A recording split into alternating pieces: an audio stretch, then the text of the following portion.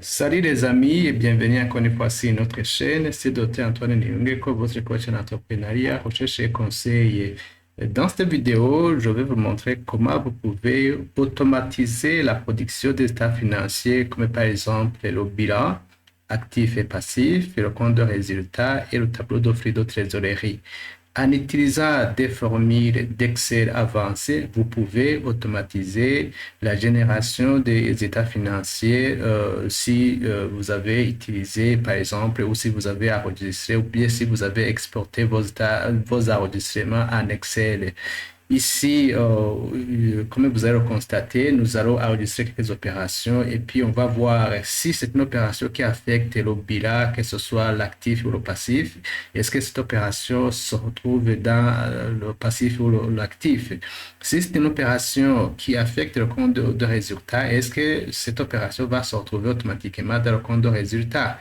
Si c'est une opération qui affecte le tableau de flux de trésorerie, est-ce que cette opération va automatiquement affecter la trésorerie? Donc, c'est ce qu'on va voir. Nous allons commencer, par exemple, par l'enregistrement de la libération du capital. Ici, on va par exemple mettre une date quelconque. Ici, on met par exemple 12 janvier 2026.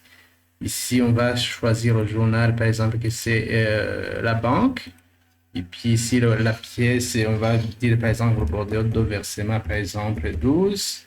Ici, on va donner comme libéré, pardon, on va donner comme libéré libération du capital, libération du capital. Ici, avant d'enregistrer, je vais vous montrer qu'au niveau de l'actif, on n'a rien. Vous voyez que c'est rien, il n'y a rien au niveau de l'actif. Regardez aussi au niveau du passif, nous avons la structure du passif. Vous voyez qu'il n'y a rien.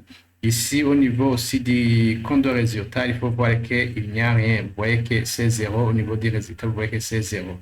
Et puis aussi, au niveau du tableau de flux, vous allez voir, ici, vous voyez qu'au niveau du tableau de flux, vous voyez qu'il n'y a rien. Alors, je vais enregistrer la première opération qui va affecter le tableau de flux de trésorerie et l'actif et le passif. Ici, mettons, par exemple, je vais enregistrer le capital. Ici, je choisis le compte que je dois utiliser, le compte qui sera crédité, prénom que c'est 103, capital personnel. Et puis ici, au niveau du libéré, justement, on va choisir que c'est la libération du capital. Je descends ici, je choisis la libération du capital. Voilà. Je peux faire libération du capital. Voilà, je peux libérer par exemple 50 millions.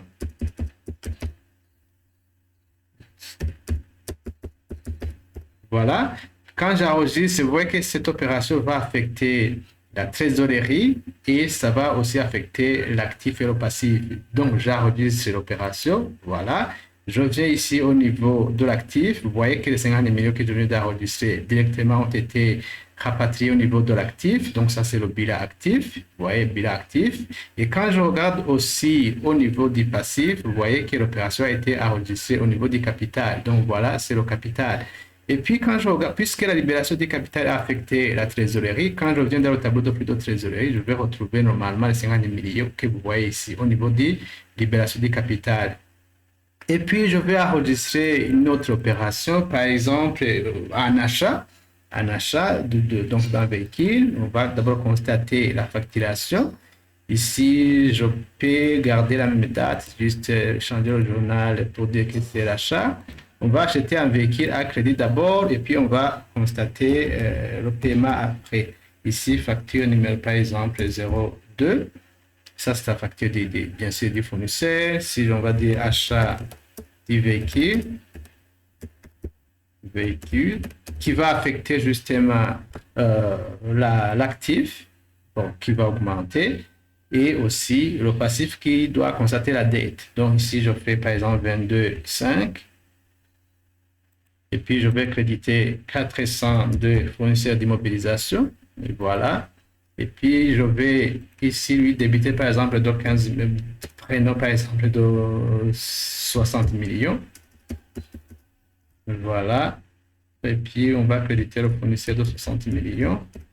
Voilà, l'opération est équilibrée, je peux l'enregistrer. Alors, cette opération va affecter l'actif et le passif. On aura un actif, un véhicule de 60 millions et on aura une dette de 60 millions. Quand j'enregistre, voilà, je vais enregistrer et puis je viens au niveau de l'actif, voilà. Voilà le véhicule, voilà, il est ici, voilà, vous voyez ici. Et puis, quand je regarde au niveau du passif aussi, on doit constater la dette de 60 millions que vous allez constater ici. Vous voyez les 60 millions de dette. Pardon. Et puis, je vais enregistrer une autre opération, et par exemple de facturation d'un client. Quand vous facturez un client, ça va affecter votre actif et aussi ça va affecter aussi les produits au niveau du compte de résultat. Je vais par exemple ici mettre vente, le journal c'est un journal de vente, voilà. Et puis facture, par exemple, facture de vente ou bien facture vente. Disons par exemple les factures que nous établit, 20. Ici, c'est la facturation du client au niveau de la facturation du client. Et puis, je vais débiter par exemple le compte général 411 clients ordinaires. Et puis, je vais créditer le compte 71 de produits. Donc, voilà, 8 produits. Donc, je peux utiliser 71 comme ça. Donc, tiens, je peux changer le numéro 71. Donc, je peux garder comme ça, il n'y a pas de souci. Pour ça, c'est un exemple. Et puis, on va lui débiter le client, par exemple, 20 millions. Et puis, au niveau des produits, on va mettre 20 millions. La question, c'est de voir est-ce que les 20 millions qu'on vient de comptabiliser au niveau du compte client vont se retrouver au niveau de l'actif et ce produit-là, est-ce que ça va se retrouver au niveau du compte de résultat. Ici, quand je valide, voilà, quand je viens ici au niveau de l'actif, nous allons regarder les 20 millions, voilà, vous les voyez, client, les 20 millions, voilà, vous voyez 20 millions. Et puis, quand je vais au niveau du compte de résultat, je vais voir si les 20 millions se retrouvent au niveau du compte de résultat. Donc, vous les voyez, ici, au niveau du chiffre d'affaires, voilà que les 20 millions ont été enregistrés.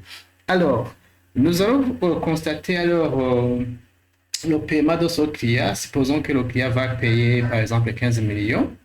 Et puis, on va voir si réellement dans le tableau de flux de trésorerie, les 15 millions que le client aura payé vont directement se retrouver ici au niveau de l'encaissement des clients. Ici, c'est le tableau de flux de trésorerie par méthode directe, puisqu'on a des méthodes, la méthode directe et la méthode indirecte. Et puis, donc, je vais alors enregistrer le paiement de ce client. Voilà. Je vais ici, par exemple, je vais dire que le client a payé par banque. Voilà. Ici, disons, c'est le bordereau, bon, numéro, par exemple, 13, 12. Ici, c'est paiement des clients.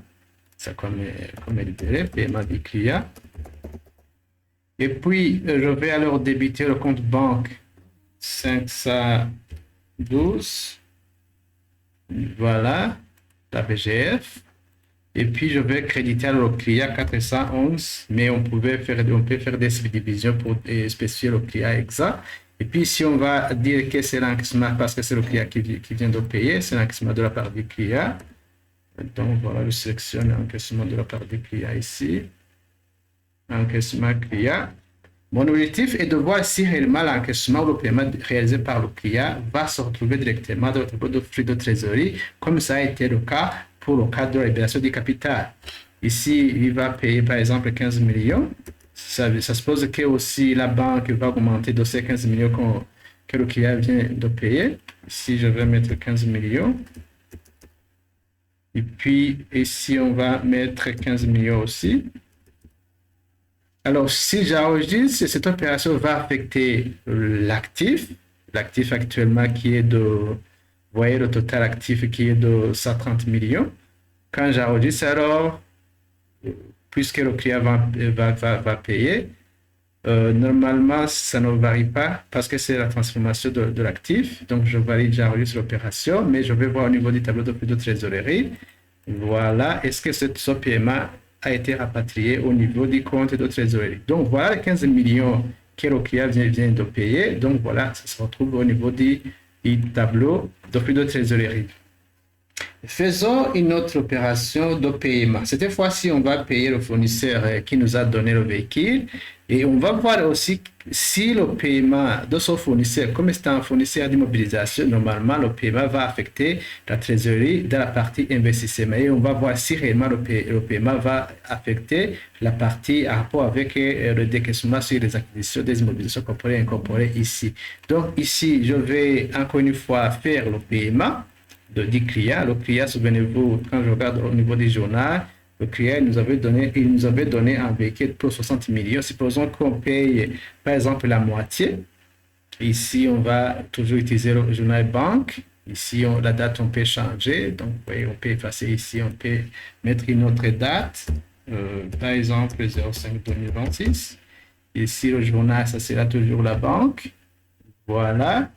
Ici, on va dire que c'est OV, par exemple, ordre de virement numéro, par exemple, 01. Ici, on va débiter le compte fournisseur d'immobilisation 402. Et puis, on va créditer alors le compte 5612, justement le compte qui a aussi de l'argent. Ici, on va dire qu'on va payer, on va faire un décaissement sur l'acquisition d'immobilisation corporelle et incorporelle. Voilà. Ça, c'est le libéré. Et puis, ça suppose que le client sera payé la moitié pour 30 millions. Et puis, la banque sera créditée de 30 millions. Et alors, si je valide, est-ce que ce paiement va se retrouver dans la partie du tableau de flux de trésorerie, partie investissement? Donc, je valide l'opération. Donc, voilà, avant la validation, je vais vous montrer, avant la validation, voilà. Vous voyez qu'ici, il n'y a rien.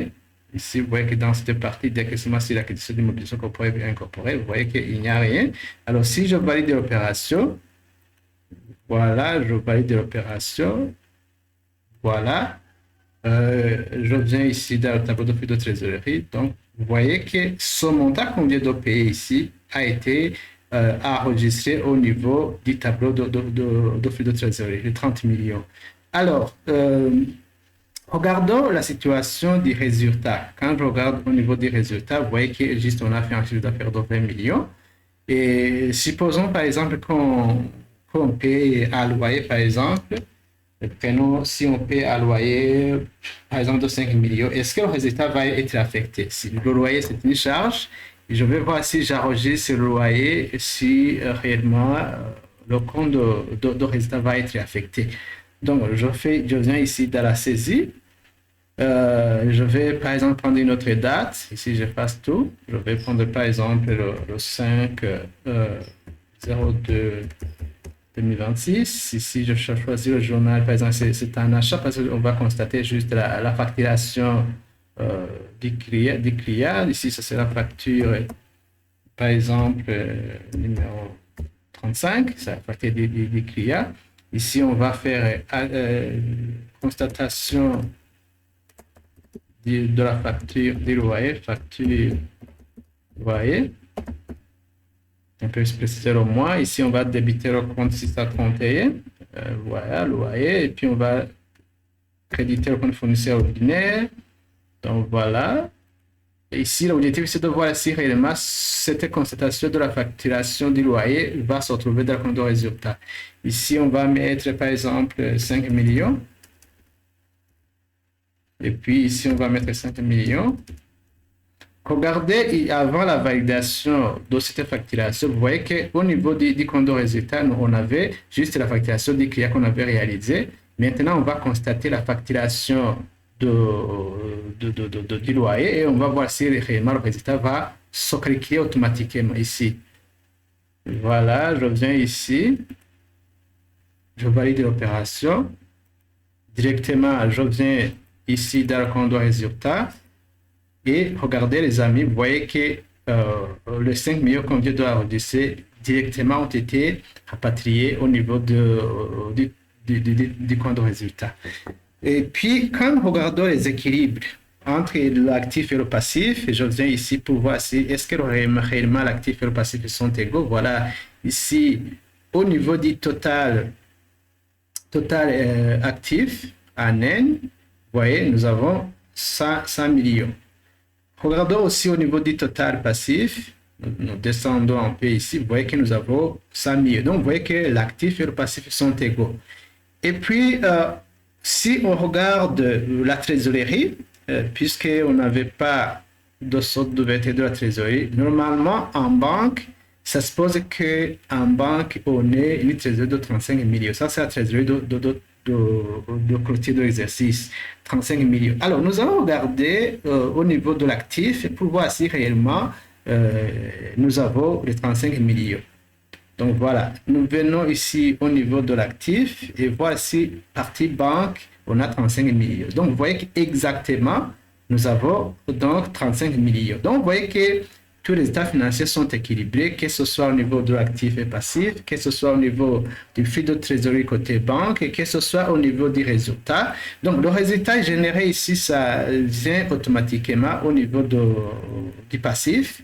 Donc ici, le résultat théorique, entre guillemets, c'est 15 millions. Donc, vous voyez qu'ici, au niveau du passif, nous avons un résultat direct de 15 millions qui est ici. Donc, vous voyez qu'il est en maîtrisant Excel avancé, vous voyez qu'il est possible d'automatiser les états financiers. Ici, il faut savoir que la magie ne se joue pas au niveau de saisies parce que vous pouvez juste analyser les données que vous avez extraites de votre logiciel. Il suffit de savoir les formules que vous allez utiliser pour pouvoir générer automatiquement les états financiers. Donc voilà les amis, c'est ça que je voulais vous montrer. Donc on prévoit des formations sur l'automatisation de la production des états financiers. Si vous êtes intéressé, quelqu'un qui est intéressé peut me contacter et alors on peut faire un programme spécifique. Donc merci d'avoir regardé cette vidéo. À la prochaine vidéo. Bye.